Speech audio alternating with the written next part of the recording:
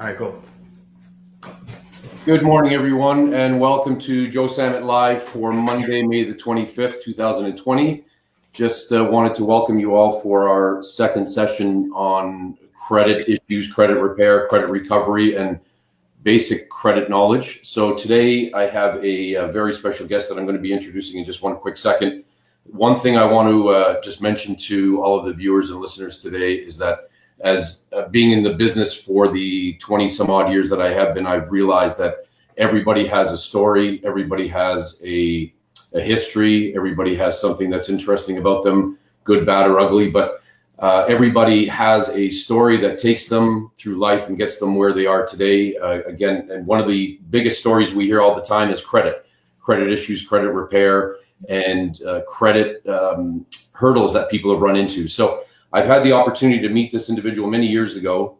His name is Kevin Cochran. He's the co-founder of a company called Enriched Academy, which I believe is something it's a program that's beneficial to any of the viewers today. And please take heart in what we're going to be talking about today and share this with everybody you know, whether they be old, young, established, newly starting their careers or newly starting their credit lives.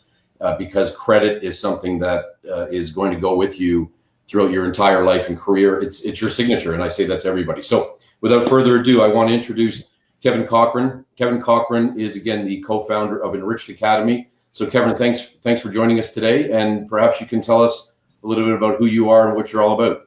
Oh, yeah, no problem. And thanks, Joe, for the opportunity to be part of your show. I followed your career for the better part of the last 2 decades, and just to see what you've accomplished is unbelievable, right? You look at mortgage brokers, it's tough to find a really good one. And clearly you've done a great job, and I congratulate you on your success as well, my friend. Thank you. Great. And just to what Enriched Academy is, it's a program that I'm the co-founder of Enriched Academy. What it is a program that was actually originally designed to teach teens and young adults everything they're not going to learn in school, primarily focused on money management. As the company has evolved, we started to realize that there's a much bigger market than just kids to teach kids about money, because the reason why most kids can't save money is because their parents can't save money. And it's interesting, I'm reading Rich Dad, Poor Dad again for like the 3rd time. And, I was watching some Robert Kiyosaki videos over the last couple months. And, he said poverty is passed on. And, you really got to take a look at, and you spoke to it a little earlier, and it's just that we're just never taught. It's a gaping hole that is such a clear issue when you take a look at, divorce rates for adults. A lot of it's due to money and stress on a marriage. And I'm sure you've seen that firsthand dealing with mortgages, or people taking sick leave, or people stressed out, or, people missing work, or whatever it may be. You see this, and as Enriched Academy has grown, we're now working with corporations, unions. We work with the CFL. We've actually worked with OHL teams now, NHL players, you name it. And it doesn't matter, police officers, plumbers, electricians, real estate agents, even mortgage brokers. It's crazy that every industry has this challenge where, you can clearly see there's money issues, right? Like they're just never taught. They overspend, right? It doesn't discriminate. Credit does not discriminate from class to class.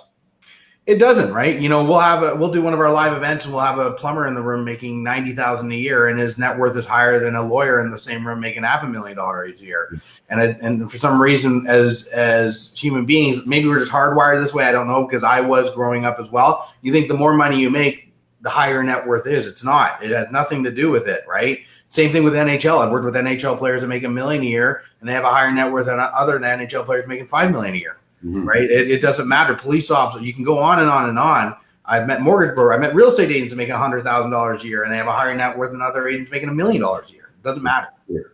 One thing I found, and let me just jump in, and I'll throw questions at you. Sure. So for our viewers, we didn't want to do a canned question and answer presentation. So I'm going to throw questions to Kevin. I'm going to throw scenarios to Kevin, and we'll just banter back and forth. We promise not to take too much of everybody's time today, but this is, again, such a very crucial aspect of everybody's life. And again, it's going to get you where you want to go. But I've had individuals in my office who have had extremely poor credit, and they feel as though it was the system that did them wrong, and that it was their right to have the excuse of having bad credit. And my response to them was, your credit has to be if it's not pristine, it at least has to be clean enough to get you what you need, whether it be a vehicle, whether it be a student loan, a mortgage, or anything of that nature. So it is, like you had said, it's almost a learned behavior. People that come from a bad credit family or bad money management family,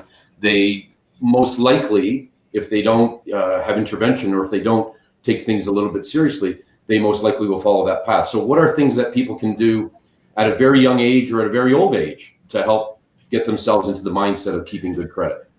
Well, yeah, number one is I think that people need to realize that money never stands still, right? And so it's not like you learn it and it's done. I'm sure the basics and the foundation of money management is pretty simple, like save more, spend less. I think people, that's the foundation. But Joe, as you know, and I do as well, the rules to money never stand still. You know, the 5% down payment is, you know, for first home time buyer, they're talking about taking that out. When you have a new federal liberal government, they're like, hey, we're going to take away child benefits some and give more child benefits to others, right? Provincial government, Ford government comes in and they make their own changes. So you got to learn to adapt and go with what's going on. But the one thing when it comes to money is you never stop learning, because you just can't.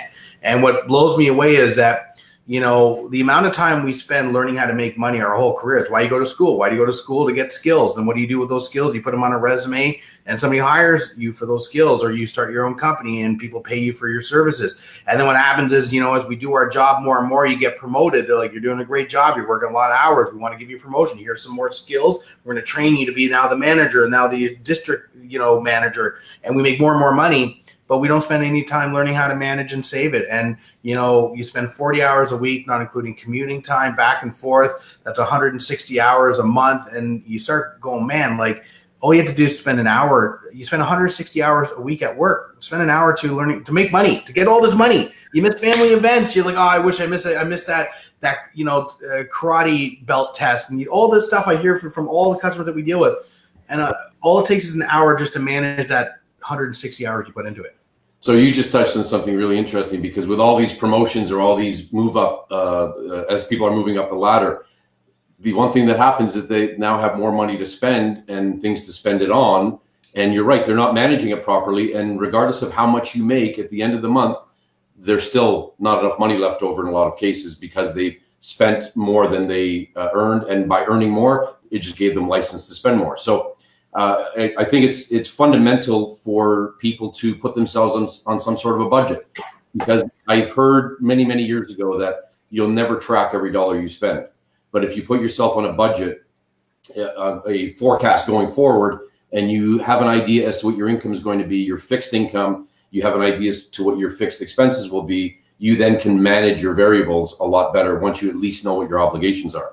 The problem that we're hearing today is the debt to service ratio, or the debt to income ratio, pardon me, is forever climbing. And this COVID crisis, unfortunately, is, surprisingly enough, I've heard that it's actually put some people in better shape than they were prior to COVID.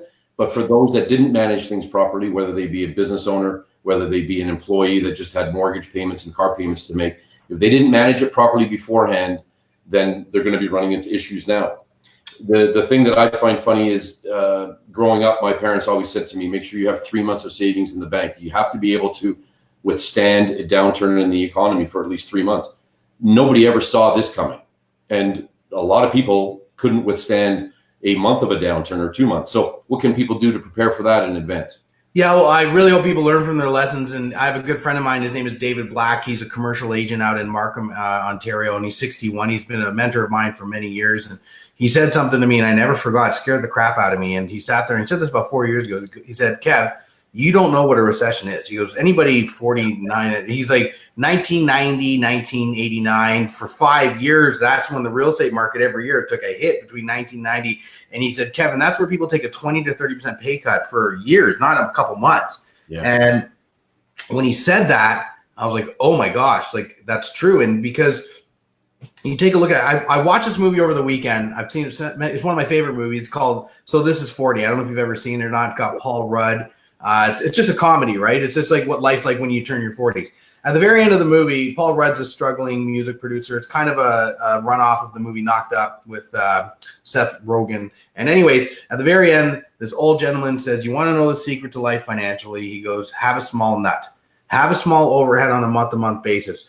I look at some of the wealthiest people, not richest, some of the wealthiest people I've met, right? They have the smallest overhead on a month-to-month basis. It's crazy. Yeah. You know what? They don't have I say millionaires are ninjas. You don't know them. They're not usually living in the biggest homes or have the fanciest cars. But I'll tell you right now, like in times like this, and you were just talking about what we could do to prepare, is you want to make sure that you keep a small overhead. The amount of people that said, man, I wish I didn't upgrade my car back in November. I didn't need to, right? I had a car that was working perfectly fine. I just needed a repair. I should have spent the $500 on the repair versus get a brand new car and handcuff myself for payments for the next 6 years. That's $600 a month. 86% of millionaires drive a used car. Once a car is paid off, keep it for 5 more years. Yeah, you have repairs, but it's nothing compared to $700 a month, right? So are you encouraging people to see, this is where it gets very, very delicate, because you want people to spend to keep the economy rolling, but you, more importantly, want people to spend within their means. Spend within their means, right? And again, like you look at homes, right? Like I own a lot of real estate, but my primary, like I've had cash events in my life where, where Dominion sold a portion of its assets and I was part of that. And I reported the company. And when I got that check, people go, my gosh, what kind of house do you live in now? I live in the same house today that I bought in 2008 for $450,000 in Uxbridge. Warren Buffett lives in the same home today that he bought in 1957, right? Right. What's that? Drives the same car too. He does, right? And it's not about not spending money. And you know what? I go out and I have a ton of fun. If I go to concerts, it's front row and you do all that stuff. And those are thousands of dollars to do any of that stuff, right? But in a marketplace like this where you have to pull back a little bit, I can. And I always protect that small overhead, right? And like low car payments, if any, no mortgages. And, it's just all about making sure you protect that small overhead. And it's the number one thing I tell everybody at every one of my events. People are like, you're saying don't buy real estate? Buy tons of real estate, but have the most of real estate that you have paying you on a month-to-month basis. Warren Buffett said it best, not to Warren Buffett people to death, but he said, if you don't learn how to make money while you sleep, you'll work to the day you die. It's true. And he's right. And so that's investment properties and just that's like one example of it, right? So individuals that have gone through a crisis, in a lot of cases, unfortunately, it's self-induced. I'll tell you a certain circumstance right now. I'm dealing with a couple of individuals that have a lot of consumer debt. And the reality is, when I made them aware of how severe it in fact was, they basically threw their hands in the air and they said, please help. Let us know what we can do. So one of the things that we do in the mortgage industry is help people turn bad debt into good debt. So there is such a thing. Debt, there's nothing wrong with debt if it's good debt. Agreed. So I've been working with these individuals to get them converted from very, very bad high interest rate debt to more manageable mortgage debt at much lower rates, much more manageable payments. Now, in addition to this, though, that's not the end of the road. That's not the solution, because now what I have to do is I have to teach them or help them be taught on how to now take their surplus cash, invest it, or just bank it. It doesn't really matter. Just don't spend it. Don't throw it away on frivolous things. So speak to good debt versus bad debt. What can people do? And again, I don't need you don't need to get into specific investment strategies, but just let people know that there is a light at the end of the tunnel. And by turning that bad debt, that high interest rate consumer debt, into more manageable. Yeah, and it's a great point. There is good debt versus bad debt. Student loan debt tends to be good debt. You get into debt to have more skills, and stats show that with a college university degree, you make more money than a high school degree, right? There's no question. So that's good debt. A mortgage tends to be good debt, right? Coaching, seminars, that's good debt. Bad debt is, retail credit cards, right? That's bad debt as an example. And it's funny because a lot of people that we work with, I showed this right here. It's part of our program we talk about. This is my credit card here statement. It's Royal Bank from a few months back. It's $5,000 if you can see, roughly 5,000, right? Mm-hmm. On the last page, it tells you how long it's going to take to pay off if you only make the minimum payments, right? And most people don't know the answer, but it says it right there. It would take 43 years. That's crazy. And 5 months. And the problem is, Joe, nobody understands, right? And that's bad debt right there. That's the kind of debt that you need to avoid, especially coming out of this credit crisis. If you're right now in borrow mode because you took a pay cut, borrow money from a family member, like you said, maybe try to find a better debt like a home equity line of credit, whatever, the lowest interest debt you can. You don't want to come out of COVID if you're in debt with this kind of debt. You'll never get out of it, right? And I think that's really, really important. But yeah, the debt is good, right? There's certain debt that is good. It's just, making sure that you know the difference. And the one thing, and I think Joe, you can probably relate to this better than most with regards to the people that you've worked and helped, is that the majority of people that I meet, they think the way they're going to get out of debt is make more money. And they're like, oh, I'm going to 3 more mortgages next year. If I do 3 more, that solves it. Real estate, I'll sell 2 more homes. Police officers, I'm going to work this much overtime. And they don't realize that there's something very wrong with the foundation, because this is the way I look at it, is that I'll meet people making $90,000 a year. They're like, not enough. I don't know what I'm going to do. I'm freaking out. And I go, well, what would solve your problem? They're like, oh, if I made $250,000 a year, that would solve all my problem, right? And I laugh. I go, because they'd be in a worse situation. The best analogy I give people is this, to justify that. Imagine you go to the gym. That's how I go. I imagine it's not very effective, low effort though. But imagine you go to the gym and I asked you to lift 90 pounds. And you can't lift 90 pounds. It's just too heavy. Like, I can't. It's too heavy. If you can't lift 90 pounds, could you lift 250 pounds? And they're like, no, you can't, right? And it's the same thing with money. If you can't manage 90,000, you can't manage 250,000, because the problem is there's seriously something broken with the foundation you financially. And if you add more money, which is more weight, you actually can end up in a much worse situation. So if people need to understand, you have to learn to live within the parameters of what you earn now, and then add more money and make sure that everything is operating properly under 90,000, and then add more money to the problem, to the situation, right? That's a great point. So basically, I guess if the foundation is broken and the foundation wasn't started when they were young enough to really comprehend or be taught and trained how to manage their credit, you get to a point in your life where perhaps the foundation isn't as sturdy as it should be. And you're right, the money, the income, increase in income, the extra pay duties, the extra house being sold or the extra mortgage being sold, the commission, your extra income is not going to fix that foundation. You need to really sit back and take stock in why your foundation is broken or fragile, and then rebuild that. One of the things that I see, and perhaps you can comment on this, is that a lot of people, they get themselves into a credit rut, then they hoard whatever money they have in the bank account to make sure that nobody takes away their cash, but they don't pay off their debt. They pay minimal payments, so they take 43 years to pay off a credit card, but at least they have that $1,000 or $2,000 in the bank account that they don't believe anybody can touch, where they're perhaps better off using that money to then pay down that credit as quickly as they can. So what I see is a lot of people, and this is no criticism against anybody, because again, I think what I hope people take away from this today is that it's the foundation that was perhaps never established, or it's broken. You need to reset. So by burying your head in the sand, it's not going to go away. It's not going to cause or resolve that problem. Joe, it's not a fair playing field right off the bat. Like, this is what it's interesting. We work with so many students, right? We have 25,000 students here that have to go through our program to graduate, which has never been done in the history of Canada, where a private company goes in, and it's like we're part of the curriculum. And next year it's going up by literally 100,000, because we just signed a province on board, which I can't mention because they want to talk about it in the media first. But all of our curriculum is going to high schools. And once you get one province, you get them all. And the problem is, Joe, you look at students, they get a student loan as a perfect example. And this is what I'm talking about. It doesn't matter if you're adult, young, old, doesn't matter. It's the same stuff. Students get a student loan, and they get $15,000, but they only need 10. What do you think most students do with that extra $5,000? Like, hey, Cuba, right? You know what I mean? This is my party fund. We're allowing students to borrow taxpayers' money. Really, it is. We're lending them, and that's great. I'm all over student loans. Let's give them money. We need educated youth, but we're giving them money, and then they don't know what to do with it. They got a 5-year away problem, or you know what? They think if they get good grades that they don't have to pay their student loan off, or they come to their own conclusions. Or if I don't pay off my student loan, that doesn't affect my credit rating, right? They think that, and it's absurd. Like, it's absolutely absurd. And then and for some reason, last year alone in Ontario, just so you know, $65 million for the student loans were defaulted on. That cost us money. It's nuts, right? And people, $200 million Canada-wide. And that's messed up, man. That makes no sense to me whatsoever. And I look at it, but it's interesting to try to get this type of education out to people. It's, as I said, I've never seen such an apparent problem between sick leave, and I can go on and on and on. Like, the numbers, the stats prove it. The Canadian Payroll Association said 46% of every worker. That's what I show to police unions and services in any union or any company we work with.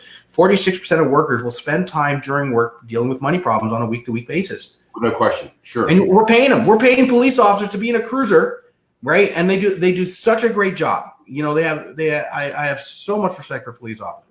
And you look at it though, we have officers that are in their cruiser calling one credit card company to pay off another credit card company while we're paying them, right? It's crazy, right? Yeah. And that's why our curriculum is now part of their in BC. Every police officer has to go through a certain part of our curriculum on a year-to-year basis as part of their. They do weapons upgrade training and stuff, but you have to build that into the curriculum, which is extremely hard. It's very, very difficult. I think it's wonderful what you're doing because you're right. We see people that are minimal age, 18 years old, that are coming to us for advice and guidance. We see people that are in their 40s and 50s that are just beside themselves and they don't know what to do. And a lot of them are in professions or in careers that are giving them the opportunity to make very good money. So can I ask you a quick question, Joe? A quick question to ask you. How many people that you meet that are in debt, how much of it would you say is self-inflicted? 90% of it. There you go. Yeah. It wasn't a sickness where they didn't see it coming and somebody got sick. It's nothing like that, right? Self-inflicted, right? It's not due to catastrophic situations.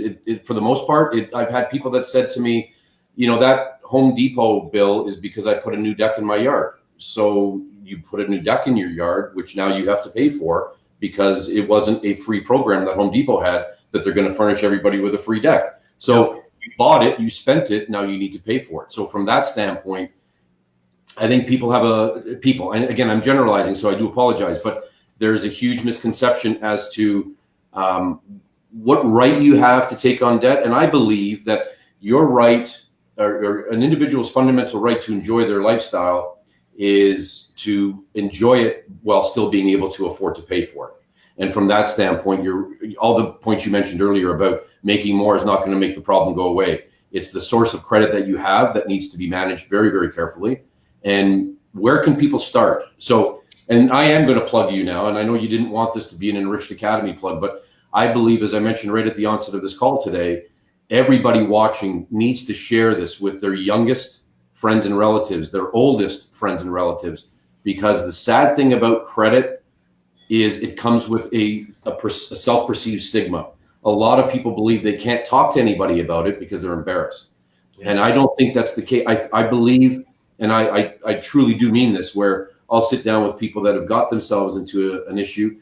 I might give them a little bit of a rude awakening to let them know it can't happen again and why it went so bad. And then I'll work with them to get them repaired. But talk to again, the audience, just to let them know first of all, eliminate the stigma and deal with it head on. Don't bury your head in the sand. And that's where you guys come into play. So talk about it, please. Well, we do come into play with that. And anybody listening right now, I just see Tina here saying real estate professionals should have this mandatory. Just so you know, we have 3,000 real estate agents that come to our program every single year to watch our program live. And we had 2 sold out. It used to take us 2 months to sell 30 or 40 tickets. Now it takes us 2 weeks to sell out 400 tickets. It's because people have come back. They give it a 9.2 out of 10. The feedback's been spectacular. We approach Humber College. I don't care. I'll talk about it. We approach Humber College because they now have the real estate licensing. And you know what? The gentleman we met with, to me, was very, very not aggressive and didn't really see the issue. They don't get it. And I sat there and they said what a lot of schools say, oh, we'll just write it ourselves. And I laugh. I go, we put millions into Enriched, millions. And we have a huge staff of 25. And our whole job is trying to build this in the curriculum. So good luck with Humber doing it. I wish them the best. I'm not going to do it because I just know how hard it is to write this curriculum. But to speak back to, and just so you know, and Linda here has asked to put it part of the curriculum. It will be part of the curriculum one day. I guarantee it. Enriched Academy will be that. But you have to realize, you have to lobby governments to go out there and show them why you're the best. We track and monitor all the response from students who watch our program, but you have to remove 8 hours of curriculum, add your 8 hours into the curriculum, get workbook upgrade approvals. I can go on and on. It's a million things that, much more smart people in our company deal with than I do. But you did say something, Joe, I wanted to say, and I'll talk about Enrich for a second, but not long, is that, it's about the spending. And here's what I've realized when it comes to spending. There is no car, there is no trip, there is no house, there's no vacation. There's nothing that feels better than waking up in the morning and not worrying about money. Any car you buy, it's like a firework. Boom, it goes off. It's like, it's exciting, but then then you just sizzled away. Restaurant, boom. But waking up and not worrying about money. And I think that if it seems like you got a fair amount of salespeople listening right now. Yes. Yeah. And, here's the thing is that you got to realize money in the bank is one of the best tools you can have as a salesperson. Your customers know when you need to make money. They can smell it on your breath. It's called commission breath. And, I think I had this conversation with somebody on Friday. It's so true. They know. Yeah, they can sense. Well, Joe, here's the thing is that I think that everybody needs to be in debt at one point. I was over $20,000 in debt in 2 years out of high school, right? And I think you got to go through that. But the problem is too many people make it a life sentence. And you hear people say, I want to retire one day. I honestly think that retirement isn't the right choice. I'm not one of those preachy guys, you got to work to the day you die, because that's what we're here to do. But I think you got to get to the point in your career where you have the right to fire people out of your life. And you know what I mean? And, do your first decade or two. You got to deal with the people politics and, do what you got to do to make it work. But by the time you're 45, 50, you should be going, you know what? I'm not going to do this call with Joe because I don't want, of course, I woke up this morning excited. I'm like, hey, I'm going to talk to Joe. And then I got another one after that, and another one and this is the day that I like. But the problem is that too many people give into the now, like I got to get iPhone 39, even though I have a phone working fine and it's only $300. All these things add up, right? Because your bank accounts don't forget what you spent. And, Joe, you know this better than anybody else. You were talking about credit repair. It's next to impossible to build a decent amount of wealth with a bad credit rating, because you got to borrow money, whether it's investment properties, borrow money to buy a car, whatever it may be. And if you have a bad credit rating, only two people can have your money, either you or somebody else. Yeah. Your credit rating's crap, you're giving your money to everybody else, right? Absolutely. It's so, I got to tell you, it's so enjoyable speaking to you because, like I said, I know your story. I know where you came from. We all have a story. People look at me and they perhaps think, oh, this guy, he's established. He knows what's going on, or it's been handed to him. He figured it out. Let me tell you a little something. I've eaten Kraft dinner without the cheese, and I saved it for the next meal. I've been flat bottom broke, and it hasn't been fun. And thankfully, I was flat bottom broke when I was younger, and I had the time to recover. And I jokingly say to people, I ate shit for many, many years, and the shit stopped tasting good. And then Andrea and I, we changed things, and we revisited what we were doing and how we were doing it, and we changed our mindset. And to your point about school being part of the curriculum and having this in school, I can't tell you how many times I spoke at my children's grade schools and high schools to students. The only thing they were interested in was what kind of car I drove and how much money I made. And that to me proved that there was a skewed mentality with the younger generation, because they believed that that's all they needed to work toward, was to make the buck and drive the nice car. And I believe that with the work that you're doing in your team, to get in there and start again at a very young age, or jump in when somebody's at an older age and they're realizing that they're mixing things up a little bit. I think you're doing some great work. And somebody had asked, what's the name of the company? It's called Enriched Academy. Or is it the Enriched Academy? Or put it Enriched Academy. And there we go. Perfect. What is the cost, if you don't mind speaking to it, because I'm going to throw a little flyer out today. What is the cost for the programs that you guys sell? And I remember I got one of the program in the box. What is the cost for that program? So the cost of that program, if you don't mind talking about it. Yeah, no problem. I wasn't here, but I'm happy to. It's $4.99 for the program. That's what it is, and we are killing it. We have a teenager version of the program, just so you know right now, Joe. People can go to enrichedacademy.com. It's a very light version of the program, but it's absolutely free for kids right now. So go to enrichedacademy.com and you'll see the COVID-19 teen program for free. So we recommend to download some of that. That's free right now, because we wanted to do that just to give back to the community right now. So you can do that as well. And if you want to know more about our live events and stuff, like, again, we're hoping to do live events again this fall. We're ready to rock and roll as soon as they open up the gates. And we've got a huge, we're getting the amount. It's funny because when this was going on, I was on vacation, and I was like, how serious is this? And clearly it became more serious than I anticipated it would have been, probably most people. But I was so worried, you're running a business, you're like, what's going to happen? Mm-hmm. Enriched Academy just had its 2 best months ever. Yeah. We can't keep up. Like it just, we have to hire 2 new people because everybody's like, I either want to capitalize on this market, because you're talking about good debt versus bad. And again, we don't tell people what stocks to buy. That's not our business. But you take a look at it, stocks are on sale 40% off. And, you know, Joe, like if you don't have a tax-free savings account right now, you can put a home equity line of credit on your house. And I'm not saying to do this, not for everybody, just to be clear. It's just an idea, right? But you know, you take a look at it, people are like, you know what, I'm in a good position. I didn't take a pay cut, and I'm still working from home or whatever it is. You know, what's home equity line of credit rates at? 3% and change roughly. At 2.95 as low as 2.45. It's so 2.45. So let me get this straight. So I could borrow $10,000. It'll cost me $300 a year, and you're buying stocks 40% off. So if you buy stock, imagine you take money out of yours, and again, just entertainment purposes. Be clear, I'm not telling you to buy that, do this. But you can pull. This is how wealthy people think, right? So I have equity in my property. I could borrow, let's say, up to $69,500. If I never put money into my tax-free savings account, I could pull money out of my home, borrow it at 3%, and wait a year or two, not a month or two. It is going to take time to rebound and get back to normal. But you can buy stocks right now for 40% off, pay 3% interest on that loan, and chances are it will go back to somewhat of a normal, maybe not what it peaked at. But still, even if it goes up by 20%, you've made a substantial amount of money on your money without working any more hours. You also have the ability to write off the interest on the loan that you borrowed to buy the stock. Yes, so, as long as you make sure that you make that exclusive for investing and not a slush fund to buy a big screen TV. Yes, 100%. And that's that 100%. And that's, see, Joe, this is the kind of stuff, and I know I've talked to you. You know this stuff. You know more than most financial advisors I meet. You know what I mean? Like, and that's what I mean is that, you know, people should be talking to their mortgage broker right now. And what are your options with your home equity line of credit? It's not a one size fits all. But I'll tell you right now, a lot of people I've met, they're like, yeah, I'm going to do that. That makes a lot of sense. I'm not saying you should. I have no idea who's watching or listening. But one size doesn't fit all. And it needs to be, to your point earlier, you need to speak to somebody that has an interest in making sure that you succeed or making sure that you have a path that you can follow in conjunction with your mortgage person, your real estate person, your education, your financial education person. The future could be so bright for a lot of people. And I believe that what we're doing is coming out of COVID.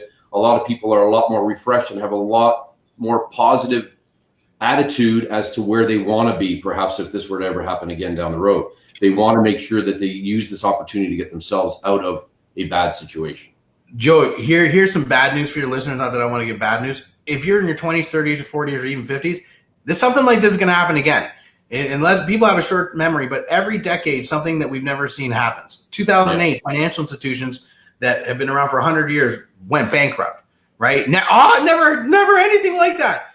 7 years, 8 years before that, right? Planes were crashing into buildings. Everybody thought the whole world was going to go at war. Nothing like this ever happened. So planes crashing into buildings, we freak out. Could never happen because we've never seen it. Our stress level goes through the roof.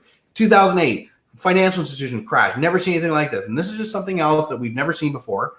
And in 10 years from now, there's going to be something else we've never seen before. And as I said, and like you said, Joe, like, what are you going to do now so that the next time this happens, that you have the smallest amount of overhead that you possibly can. You don't have a ton of monthly payments going all over the place.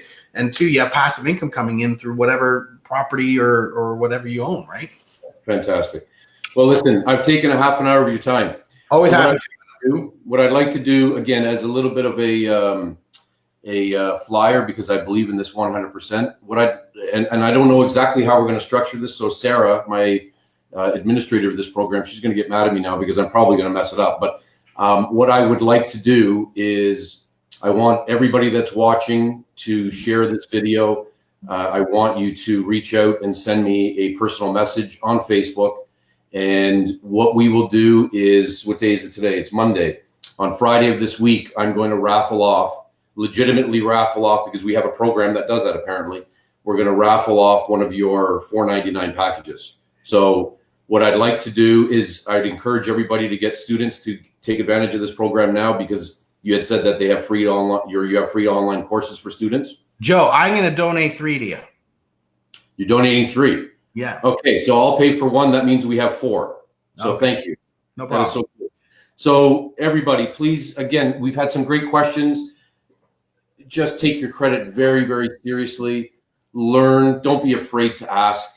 Don't be don't bury your head in the sands, because it's not going to go away unless you deal with it head on. And we have the tools that will allow you to get where you need to go. We have the associations with people like Kevin and his company that will help you get where you need to go. So please deal with this head on, because I would love nothing more than to be looking at this 6 months from now with an individual or individuals and say, that was what it used to be like, and now look at where you are today. So this is a great turning point for everybody. Your credit can be repaired because of this. Your credit can be maintained stellar because of this. So phenomenal opportunity, and thank you, Kevin. I really do appreciate it, man. You know what? I commend you and everything you've accomplished too. And you're not paying me to say it. You know, you and I just get along real well.